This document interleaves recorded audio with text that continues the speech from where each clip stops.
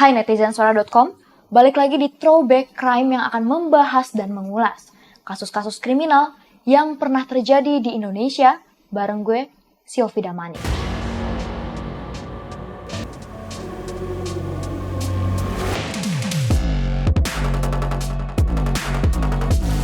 Pada episode kali ini, gue akan membahas kasus pencurian mayat yang gegerkan Cilacap pada Desember 2013. Pencurian mayat perempuan bernama Endah Setiawati, 24 tahun, terjadi di Taman Pemakaman Umum Sabuk Janur, Cilacap, Jawa Tengah pada 12 Desember 2013. Kasus ini diketahui setelah salah satu kerabat bernama Suprianto melihat makam keponakannya sudah dibongkar.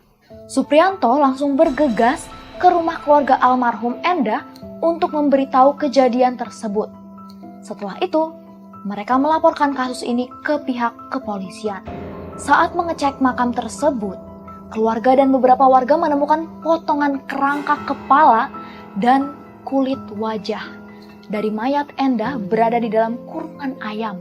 Di dekat makam Endah juga ditemukan sejumlah barang seperti potongan daun pisang dan guci berukuran kecil. Ada juga lilin ulang tahun berbentuk angka 2 dan 4. Dari hasil autopsi diketahui pelaku mengambil bagian tubuh dari leher hingga kepala.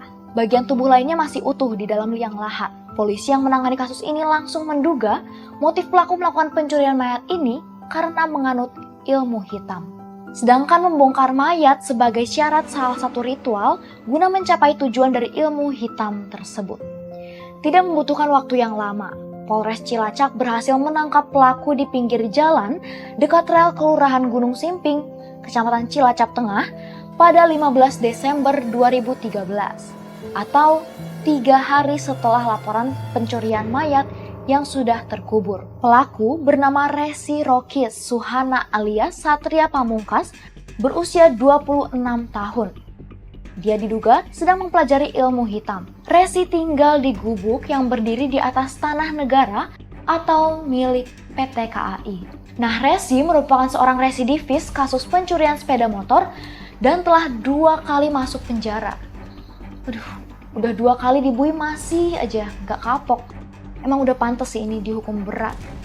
Di lokasi polisi juga menemukan sejumlah barang bukti, diantaranya kain kafan, tulang belulang, hingga batu nisan. Kepada polisi, pelaku Resi mengaku telah membongkar 3 makam di Cilacap.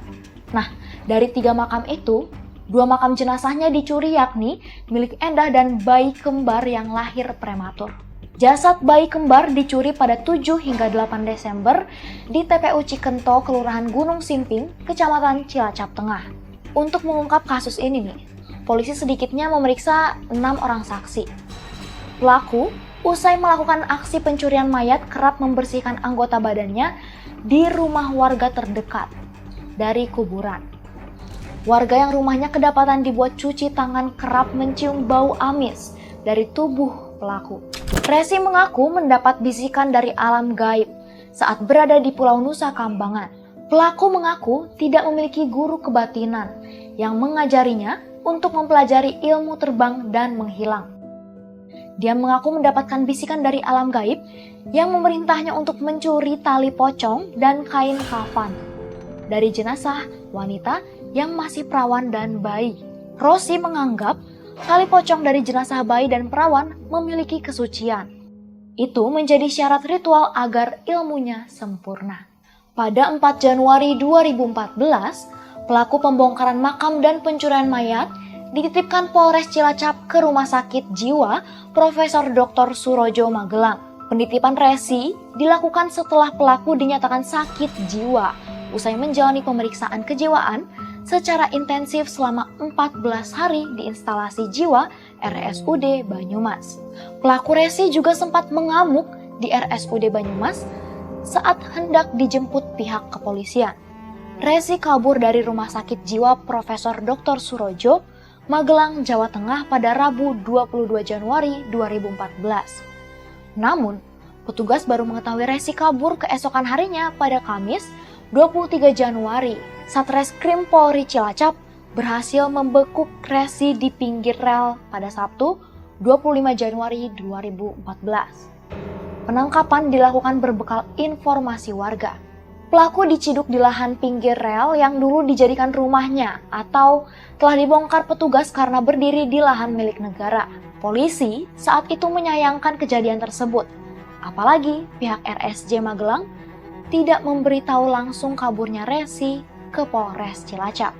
Polisi menduga Resi kabur karena kurang pengawasan petugas. Tidak berselang lama, Resi kembali berulah. Dia kabur lagi guys, untuk kedua kalinya. Setelah sempat kabur dari RSJ Magelang ini, kali ini Resi kabur dari Panti Sosial Karya Martani di Kroya. Awalnya, Resi hendak dimasukkan ke Panti Rehabilitas Mudi Rahayu Kendal, namun karena penuh Resi dipindahkan ke Panti Sosial Karya Martani di Kroya Cilacap pada Rabu 5 Februari 2014. Resi kabur dari panti milik Dinsos dalam kurun waktu 3 jam setelah dimasukkan ke panti. Polisi yang mendapatkan laporan langsung mencari keberadaan Resi. Setelah ditangkap, pelaku dikembalikan ke Panti Sosial Karya Martani. Resi dinyatakan menderita gangguan jiwa oleh RSUD Banyumas. Kejaksaan Negeri Cilacap kemudian menghentikan proses penyidikan perkaranya. Selanjutnya Resi dibawa ke Rumah Sakit Jiwa Magelang untuk rehabilitasi. Itulah kasus pencurian mayat gadis dan bayi yang dilakukan oleh Resi. Terima kasih untuk semuanya yang sudah nonton video ini sampai akhir. Jangan lupa buat nonton episode selanjutnya.